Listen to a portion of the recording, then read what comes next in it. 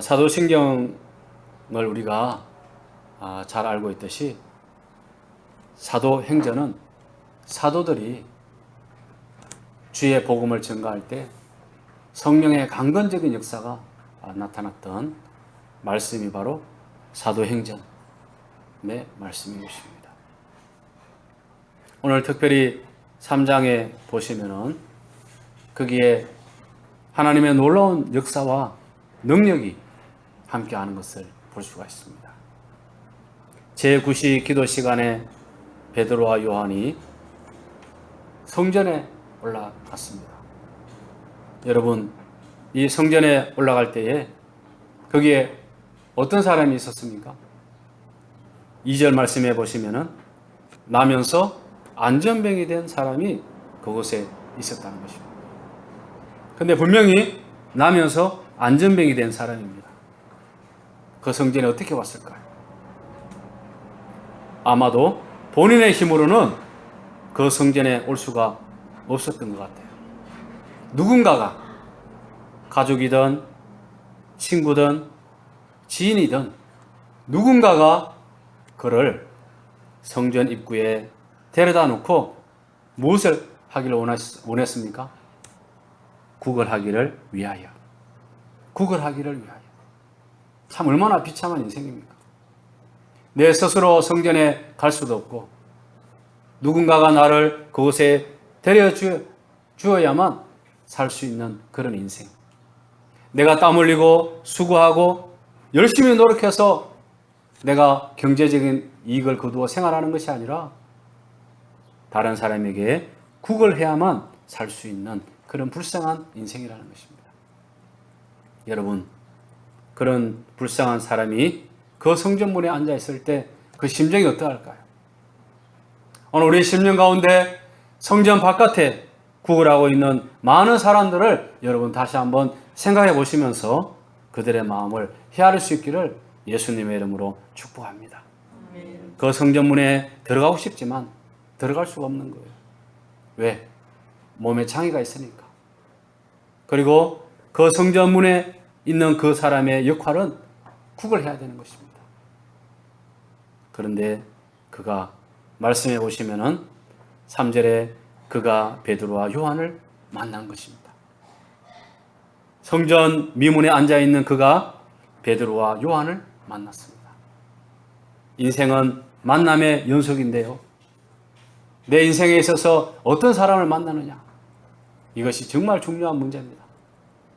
내 인생에 나에게 훌륭한 멘토를 만나고 내 삶을 지도해 줄 수 있는 그런 믿음의 스승을 만난다면 어떻습니까? 나의 인생을 다 들여도 아깝지 않는 그런 삶을 살 수가 있지만 내 인생을 어그러뜨리고 사기치고 나를 무너뜨리는 그런 사람을 만나면 내 인생 자체도 망가지게 되는 거예요. 그런데 오늘 말씀 속에 나면서부터 안전병이 된 그가 베드로와 요한을 만났습니다.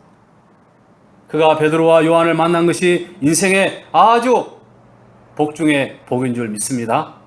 복이라는 사실이에요.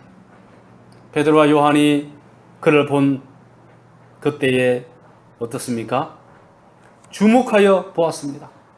베드로와 요한이 나면서부터 안전병이 된 그 사람을 주목하여 보았다는 것입니다. 유심히 보았다는 것입니다. 그가 어떻게 행동하고 있는 것을 유심히 보았다는 것입니다.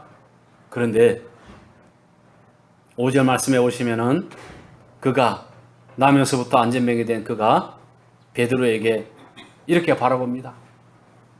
아주 처량한 눈빛으로 말은 하지 않지만 좀 무엇인가 주세요.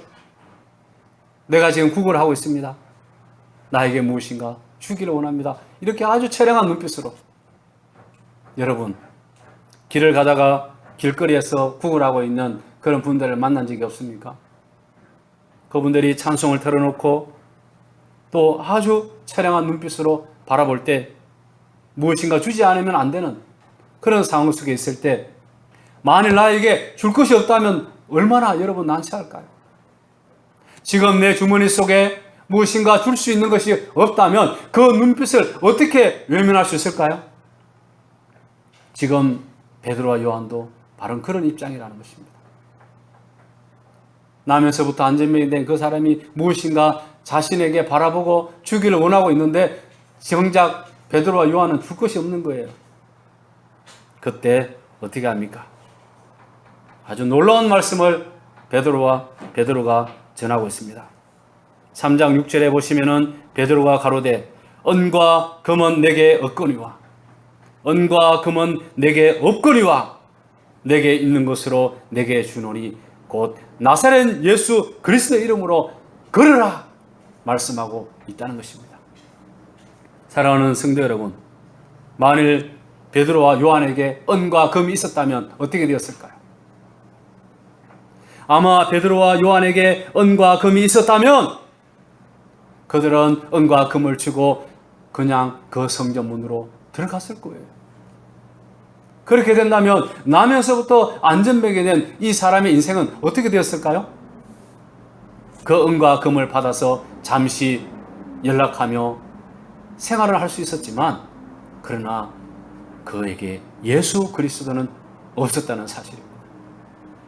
여러분, 오늘 우리가 은과 금이 없다는 이 사실에 내가 실망하고 낙심될 것이 아니라 은과 금이 없다는 이 사실을 여러분 주님 안에서 감사하시기를 예수님의 이름으로 축복합니다.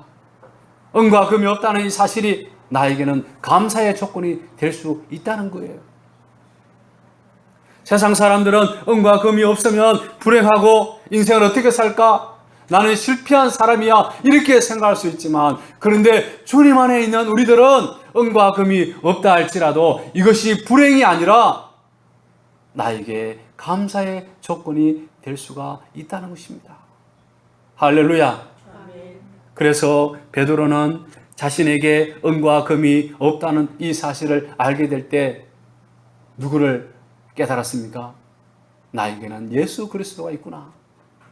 내가 비록 나면서 안전뱅이 된 그 사람에게 은과 금은 줄 수 없지만 나에게 있는 예수 그리스도, 나에게 있는 살아계신 하나님의 아들, 그분을 통하여 안전뱅이에게 주고자 했다는 것입니다. 여러분, 오늘 여러분이 가지고 있는 가장 소중한 것이 무엇입니까? 여러분들이 가지고 있으므로 가장 기뻐하고 감사하고 가장 여러분의 삶에 내가 최고야라고 고백할 수 있는 여러분이 가진 것이 무엇입니까? 오늘 예수 그리스도가 여러분의 삶에 가장 소중한 가치 있는 은과 금이 되시기를 예수님의 이름으로 축복합니다. 어떤 사람이 무거운 가방을 메고 천국에 도달을 했습니다. 예수님께 그 가방 속에 있는 것을 꺼내면서 자랑을 했습니다. 그가 예수님께 내놓았던 것은 바로 금이었습니다. 그는 세상에서 열심히 노력해서 예수님, 내가 금을 예수님께 드리려고 가지고 왔습니다. 그렇게 고백한 것입니다. 그런데 예수님이 이렇게 말을 했습니다. 사랑하는 성도여, 이 천국을 둘러보세요. 이 천국에는 지금 무엇으로 꾸며져 있습니까? 황금, 보석으로 꾸며져 있는데 심지어 길바닥까지도 사람들이 걸어다니는 그 길까지도 금으로 포장되어 있지 않습니까? 천국에는 금이 필요 없답니다. 나에게도 금이 필요 없답니다. 그 사람이 얼마나 부끄러웠을까요?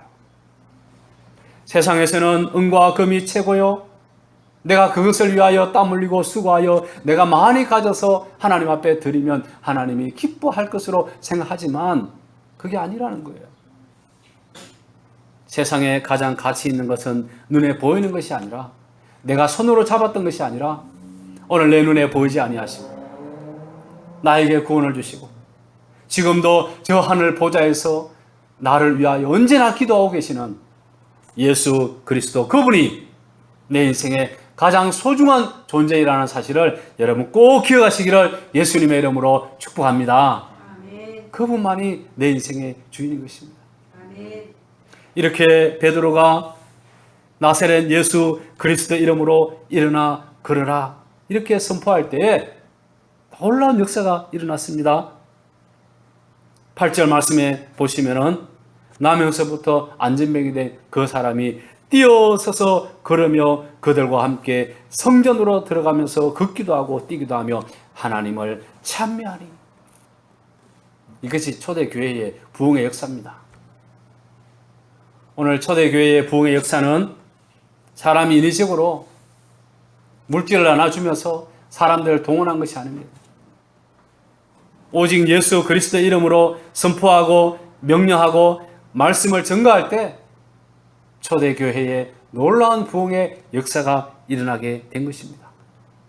여러분, 부흥이 무엇일까요? 부흥이라는 것은 많은 사람이 모여서 많은 사람들이 으쌰으쌰해서 교회가 영향력이 커지는 것이 부흥이 아닙니다.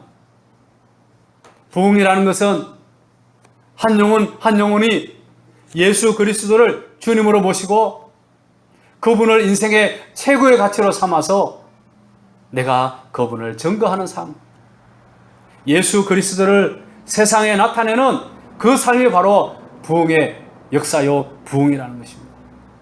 여러분 삶 속에 부흥이 있습니까? 여러분 삶 속에 진정한 부흥이 무엇입니까? 여러분들이 추구하는 인생의 값진 부흥이 무엇입니까? 여러분, 예수님을 날마다 경험하며 예수님과 날마다 동행하며 예수님을 날마다 삶 속에서 경험하면서 그분을 세상에 증거하는 부흥의 능력 있는 성도들이 되시기를 예수님의 이름으로 축복합니다. 아멘. 초대교회가 이렇게 예수님을 증거하고 예수님을 죽기까지 나타나게 될 때 그 초대교회가 날마다 어떻게 합니까? 미끼로 작정된 영혼들이 물밀듯이 몰려오는 그런 역사가 나타나게 된 것이에요. 그래서 오늘 말씀의 제목처럼 초대교회의 부흥, 초대교회의 부흥은 물질을 가지고 사람들을 막 끌어들인 것이 아니라 예수님을 증거하게 될 때 거기에 놀라운 역사가 나타나게 된 것입니다. 그런데 여러분, 한 가지 기억할 것이 있습니다. 부흥하는 그곳에는 반드시 핍박도 함께 온다는 거예요. 아멘. 왜? 성령이 역사하기 때문에 성령이 역사하는 그곳에는 마귀도 역사한다는 거예요. 여러분들이 하나님 앞에 은혜를 많이 받으면 받을수록 여러분들에게 더 큰 시험과 어려움이 찾아오게 될 줄을 여러분 꼭 기억하시기를 부탁드립니다. 꼭 기억하세요. 왜? 성령이 역사하는 그곳에는 마귀가 시기하고 질투해서 믿는 성도들을 넘어뜨리려고 강력하게 역사를 합니다. 오늘도 말씀 가운데 보시면은 이렇게 여러분 안전뱅이가 일어나고 초대교회가 부흥의 역사가 일어나게 될 때 어떤 일이 벌어졌습니까? 우리 다음 장을 보시면은 이렇게 말씀하고 있습니다. 4장에 보시면은 이렇게 말합니다. 사도들이 백성에게 말할 때에 제사장들과 성전 맡은 자와 사두개인들이 이르러 백성을 가르침과 예수를 들어 죽은 자 가운데서 부활하는 도 전함을 싫어하여 저희를 잡음에 날이 이미 저문 고로 이튿날까지 가두었으나. 무슨 말씀입니까? 베드로를 비롯해서 많은 사도들이 하나님의 말씀을 증거하고 성령의 이름으로 선포할 때, 예수 그리스도의 이름으로 증거할 때 막 믿지 않는 영혼들이 믿고 기적이 일어나고 초대교회가 부흥하는 역사가 일어나니까 여러분, 마귀의 사주를 받은 제사장과 성전 맡은 자와 사두개인들이 하나님의 말씀을 증거하는 것을 너무도 싫어한다는 거예요. 예수님이 죽은 자 가운데서 다시 살아나셨다고 하는 그 부활의 증거를 증거하니까 종교 지도자들이 너무 싫어했다는 것입니다. 그렇게 될 때 어떻게 합니까? 복음을 증거하는 그 사도들을 잡아다가 감옥에 집어넣습니다. 심지어는 여러분, 사도 중에 한 명인 야고보가 감옥에 있다가 죽기까지 합니다. 핍박이 찾아옵니다. 사람들이 예수 믿다가 고난을 당합니다. 감옥을 갑니다. 심지어 목숨을 잃어버립니다. 여러분, 부흥하는 그곳에 핍박이 있다는 사실을 꼭 기억하시기를 예수님의 이름으로 축원합니다. 꼭 기억하셔야 됩니다. 야, 이만하면 되었다. 내가 예수님을 믿어서 내가 구원을 받았고 내가 성령에 충만했고 내가 오늘 믿음으로 살기 때문에 나는 이제 이만하면 돼. 나는 넘어지지 않아. 나는 얼마든지 실패하지 않아. 그렇게 말한 그때에 어떻게 합니까? 마귀가 교묘하게 간교하게 찾아와서 핍박을 주고 고난을 주고 사람을 움직이고 우리를 육체적으로 감건시켜서 결국에는 복음을 증거하지 못하고, 그렇게 되면 어떻게 될까요? 야, 예수 믿어도 이거 별거 아니구나. 예수 믿었더니 도리어 나에게 핍박과 어려움이 찾아오는구나. 이렇게 하면서 예수님을 부인하게 만드는 그런 일들이 일어나게 되었다는 것입니다. 사랑하는 성도 여러분, 초대교회의 부흥은 성령의 역사입니다. 성령이 역사하는 그곳에는 무엇이 찾아왔습니까? 핍박과 박해가 찾아왔다는 것입니다. 그런데 우리는 그 핍박과 박해 속에 어떻게 해야 될까요? 주저앉아서 울고 실패하고 좌절하고 실망하는 것이 아니라, 핍박과 박해가 찾아온다 할지라도 성령이 역사하는 시간이기 때문에 우리가 더욱더 핍박과 박해 속에 주님을 의지하고 성령을 의지하고 하나님을 가까이 할 수 있는 여러분 되시기를 예수님의 이름으로 축복합니다. 마귀를 대적하는 것이 아닙니다. 이 원리를 잘 아셔야 돼요. 핍박과 박해가 찾아오면 야, 이놈의 마귀 내가 대적해서 물리쳐야지, 이게 아니라니까요. 핍박과 박해가 찾아오면 그때 더욱더 하나님 앞에 엎드리는 겁니다. 내가 하나님 앞에 더욱더 기도하고 말씀을 보고 하나님을 내가 굳건히 붙들면 어떻게 됩니까? 성령께서 나를 붙들어 주시기 때문에 마귀가 나를 넘어뜨리려고 찾아오다가도 한 길로 왔다가 일곱 길로 도망치는 역사가 나타나게 될 줄을 믿습니다. 한 길로 왔다가 일곱 길로 도망친다니까요. 왜? 내가 성령의 사람으로 굳게 서 있으면은.